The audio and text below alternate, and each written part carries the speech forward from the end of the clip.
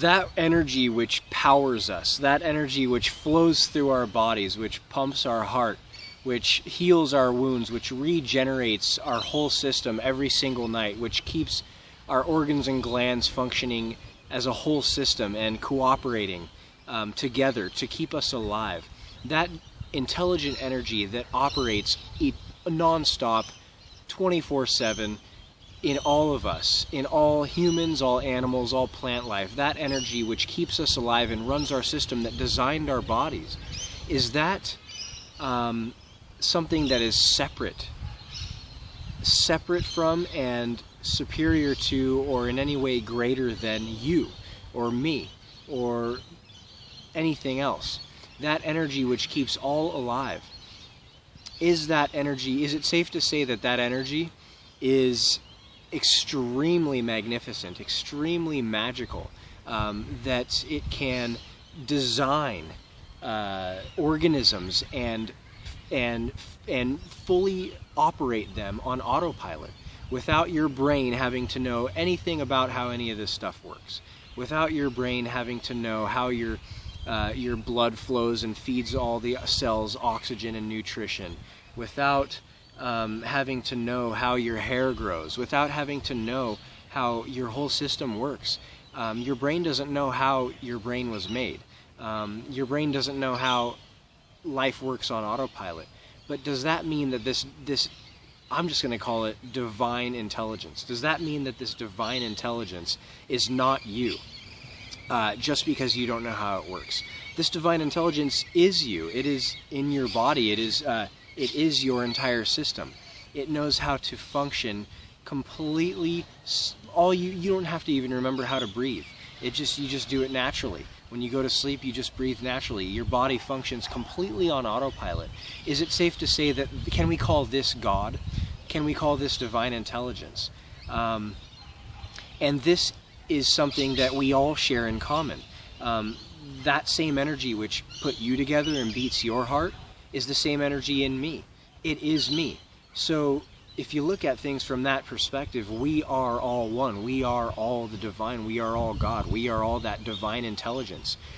Just because you don't know how you operate, just because you don't neurologically understand, you can't cognitively grasp how this all works, you are still doing it. And that is the reason why so many people, religious people, or even atheists think that, I'm not God. I don't know how this works. I'm definitely not God. Because they're thinking with their brain. They're like, well, my brain doesn't know how it works, and I'm just helpless, and I don't know. I don't have control over the universe and stuff like that. So therefore, how can I possibly be the source of all, this divine intelligence? And that's because they're identifying with only what their brain knows and only what they know how to do consciously. But what about the subconscious that runs everything? That magnificent energy that runs everything. So when atheists say, well, there's no such thing as God, there's no divine creator with any sort of intention or divine intelligence, with no direction or intention on what it wants to do. There's no such thing as God, that everything is just happenstance, everything happened by mistake, everything is just a coincidence, that nothing had intention behind it. Well, so what then do you call this divine intelligence, this energy that works through you, in you, as you, to make your whole body function? It's all a mistake, right? Nothing is intentional, that you are just a fully functioning organism that eats, breathes, laughs, plays, talks, sleeps, shits, has a life, and you have, and this is just all a mistake, an accident. What do you call this energy that keeps you functioning on autopilot without you having to do a damn thing to keep it going? What do you call that energy? And then religious people, the opposite. Yes, there is religious people will say, whether you're Christian or Muslim or Hindu or Buddhist, whatever, they will say, well, yes, there definitely is a God, there's a divine creator. But this God is not you. This God is something that is greater than you. It's separate from and outside of you, and you need to read a book and memorize scriptures and basically abide by his laws. This man, they always refer to God as a he. You have to abide by his laws, and if you don't, you better get on your knees and beg for salvation, forgiveness. And if you don't do that, and if you don't take all the stories of your selected religion, whatever religion that you were born into and conditioned with since childhood, if you don't take these stories as the truth and literal, unquestioning it, not without any real proof, just taking it on faith, and if you don't accept this as the absolute truth, and abide by the laws that have been given to you, then you are doomed, and you're going to suffer an eternity of damnation, with some level of suffering and torture for eternity if you don't abide by these laws and rules. And this God is not you. It's something that's separate from you. And what I say to that is, okay, so then what do you call this divine energy that operates your system? Just as I would address the atheists, what do you call this divine energy that operates your whole system and keeps you alive on autopilot? This is not you. This is not something that you are. This is something separate, greater than, superior to you. And how does that work? So there is something outside of the scope of God. There is the divine, and then there is the non-divine. How does that work?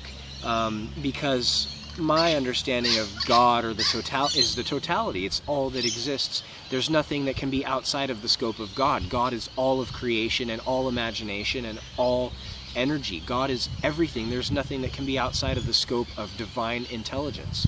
So how can there be the divine and then the non-divine? The divine and then that which has to pray to and pay heed to and ask for forgiveness from. How can that be? How can the energy that pumps my heart and keeps my system going, keeps my system functioning on autopilot 24/7, that's not me? Really, that's not me. That I don't get. So I don't agree with the atheists, and I definitely don't agree with religion, whether it be Christianity or any other religion, because spiritual truth is innate, meaning it doesn't have to be gotten from something outside, an outside source from yourself. Spiritual truth is something that comes naturally. It doesn't come as second or third nature. Spiritual truth is completely simple. It's simplicity. It's nothing. It doesn't require cognitive memorization. It doesn't require memorizing scriptures and storing information in your brain. Spiritual truth is it doesn't. If we are born without Christianity already ingrained into us, if we are born totally pure without any religious belief systems ingrained into us, then nothing that we can learn outside of ourselves, no religious belief system that you have to memorize, can possibly be the truth. The truth is found within, and you are born with the simple truth already. You've come from that source of all that is, that divine intelligence. You're fresh from it. And you don't have, and you're not a Christian at birth. These are things that you have to learn from your parents, teachers, society, and that is a farce. That is false. Nothing. You do not have to seek something outside of yourself for salvation, and you do not have to. Like, truth has no notion of guilt, fear, or shame. Spiritual truth has no trace of guilt, fear, or shame. If you do something, if you perform an action that is unsavory, you don't have to get on your knees and beg for salvation and forgiveness. If you perform an action that's unsavory, it just harms you. You're already enduring a mild form of hell. when you do things that are unhealthy for you, whether it's eating crap food or hurting another person. You're hurting yourself when you hurt another person. You don't need to be punished by some outside entity and get on your knees and beg for salvation. The amount that you do wrong and harm others is the exact amount that you do wrong and harm to yourself. So you are creating your own heaven or your own hell with your daily actions. No one has to pick you up by the shirt collar and drop you into eternal damnation of hell, of fire and brimstone. You're doing it to yourself with how you live. Life is magical. It's basically like the core of us, our divine intelligence that we all are. Our core is pure bliss, pure simplicity, pure peace and tranquility and serenity. But we are playing a game, we as individuals are playing a game of hide and seek for ourselves and with ourselves. Peace and tranquility and serenity, basically, in a metaphorical explanation, got boring for God. And therefore God dove into his own dream of divination and separation and contrast to experience anything. We have to have contrast and duality. We have to have good and bad. We have to have male, female. We have to have light, dark, tall, short. We have to have, to experience anything, we have to have its opposite. Whether it's experiencing bliss, we have to have suffering and sorrow. This is duality, and that's the whole point of life, for literally the hell of it. We live life. We are living life. We are God that basically has dumbed himself down, itself down, whatever you want to call it, into zillions of individual manifestations. We are individual manifestations of the divine. We are divine imagination for the sole purpose of experiencing impurity, hell, love, peace, joy, confusion, all of the range of emotions, and that's the point of life. And there's nothing that we actually have to pay heed to or feel guilt, fear, and shame about, because we are the divine imagination. We are all the divine under a temporary spell of individuation, separation, segregation, contrast, duality, etc. But our core, the core of all of us, is that divine intelligence that runs your body, runs my body, runs all the animals' bodies, grows the plants completely on autopilot.